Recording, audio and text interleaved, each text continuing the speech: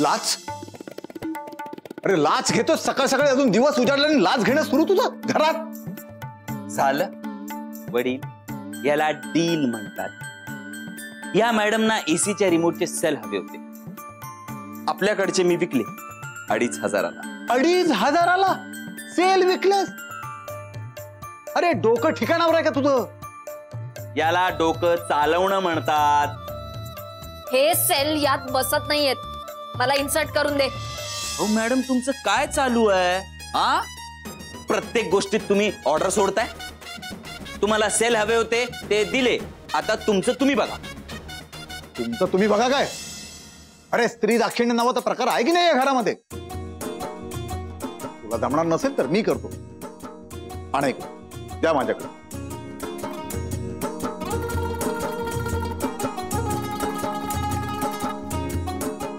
Sale मोठी आहेत, लहानपणापासून त्याच्या सवयी अशा आहेत।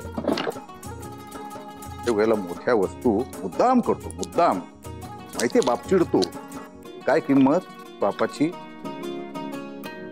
हा घे, आता छानपैकी एसी लावा आणि झोपा। थँक्स।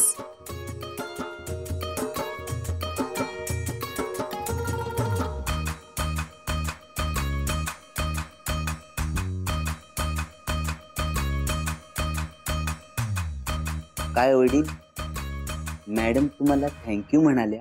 काय भानगड काय? हा, काय चाललंय काय नेमकं? मी विचारू शकतो का? तुम्ही शत्रूला मदत वगैरे करता?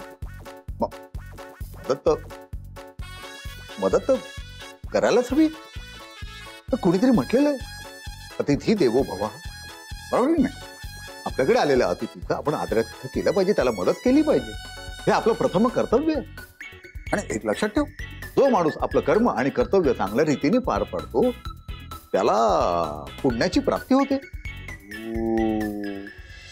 पण ही अतिथी देवो भव नाहीये, ही अतिथी घुसखोर आहे, घुसखोर। आणि आपण घुसखोराला मदत नाही करत, त्याला मारतो। आणि घुसखोराला मदत करणाऱ्याला पण आपण सोडत नाही आहोत, लक्षात ठेवा। पूर्ण एपिसोड पाहण्यासाठी आताच डाउनलोड करा अल्ट्रा झकास मराठी OTT ॲप।